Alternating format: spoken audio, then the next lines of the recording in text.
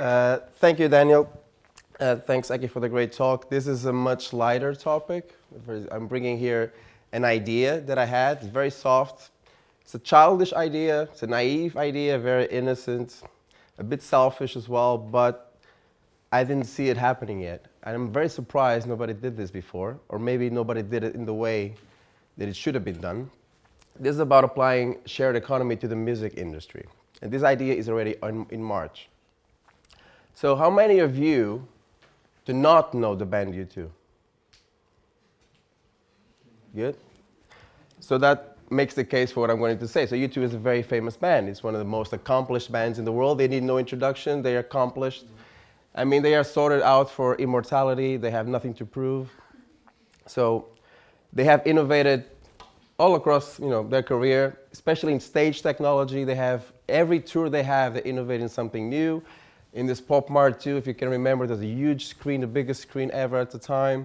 The 360 tour, they invented this concept of a central stage that enabled 25% more spectators on their concerts. They also made the first 3D live concert video. And if you can recall, they also released for free their album on iTunes. They were the first band to do that. And that brings me to the question, what's next for U2? For somebody like U2, what they can do next? Maybe everything is invented, maybe everything has been done.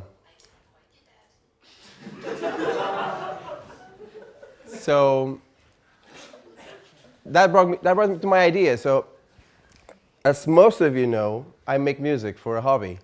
I'm not a professional. I do this for the fun of it. It enables my creativity, enables my decision making. It draws me away from the world, and I can reflect on everything that's happening around me. I never made any money with music. The highlight of my career was winning a rock competition in Paris with some talented mates here from the class.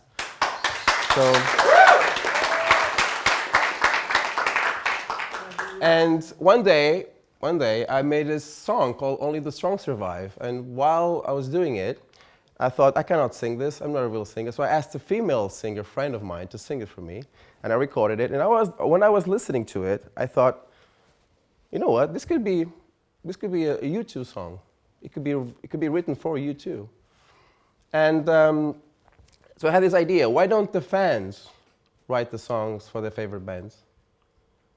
So let's involve the fans, really involve the fans. Because U2 is a band that has nothing to prove. Why don't they take this next step and thank the fans for all the dedication and start accepting their creativity? So I had this idea. It's very summarized. There's lots of detail in it, but I'll try to summarize it in 3 steps. So let's say the fans start writing songs for U2. I'm saying this now, 2017, because it's very easy to record a song today, not 20 years ago. But now it's very easy to have an idea and put it on the software and create a melody, a song, a lyric, everything, and make an almost final product. And then there will be a 3-month selection process from the band. The band will select from thousands, I would say, of super excited fans. They will select 10 songs, for example. Under some rules and guidelines, the song must be for U2. It must have this certain length. It must have this certain topics. And then stage 2, they would select the 10 songs. They would announce the 10 songs and of which country are the authors of these songs, which should generate some hype in those countries. And then they will launch some media teasers on the album, on the tour they're going to do. And then they will record the songs. But they will record the songs as they wish, because they are U2. They will adapt. They will have that freedom to adapt the songs to their liking. And at stage 3, they will release the album through all channels, physical, Spotify, Apple iTunes, Amazon, whatever.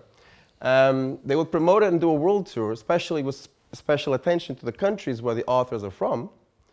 And then, can you imagine the scalability of this, the social impact and the mindset change? Because why don't you allocate the profits for the NGOs that you two are very fond of? Why don't you make this a charity initiative? They don't need any money. They already accomplished everything. And this is something that's been never done. So to me, it sounds like a great idea. So for me, it is the win-win-win-win situation. Because the fans win because, hey, I have a chance to write a song for my favorite band and get recognition for my work through a band that I admire. And they would actually play it live. And it will enable future job opportunities for these songwriters. The labels, if needed at all, but they will be needed because they will cover the cost for the initiative, they'll be happy because they can make some extra money, they can still make things going, and they improve their image. The band obviously will be delighted because, I mean, it's 4 guys, but what if you have thousands of people sending you songs? I mean, I'm sure the 10 songs they will come up with will be great. And, of course, the NGOs, which these are the ones U2 usually endorse, they will be happy because they have more financial support, more awareness. And obviously, the beneficiaries from these NGOs also benefit. I think everybody wins here in this situation. Now, what will be the title of this album? U2. Simply put, U2.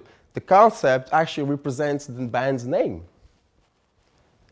And this is just an ambigram I found out. If you turn it around, he also looks like U2. So it's just a joke.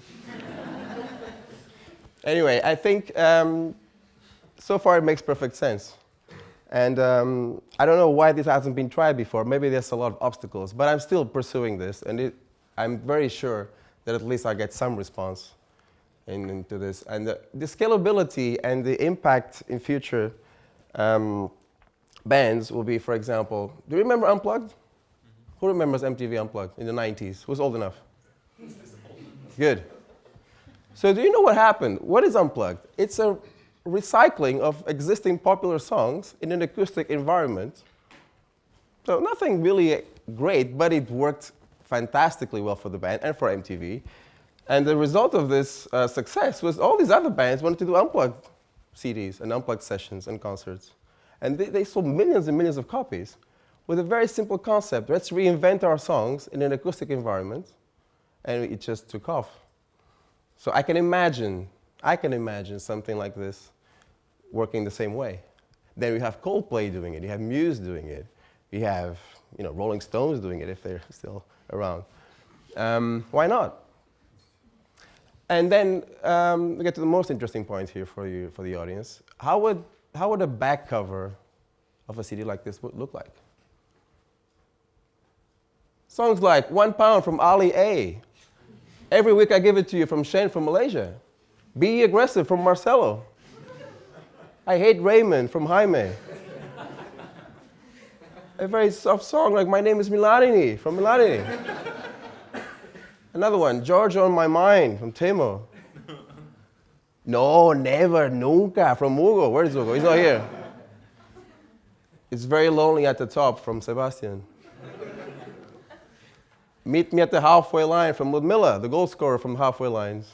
And The Matters of Manchester from Daniel Shuttleworth.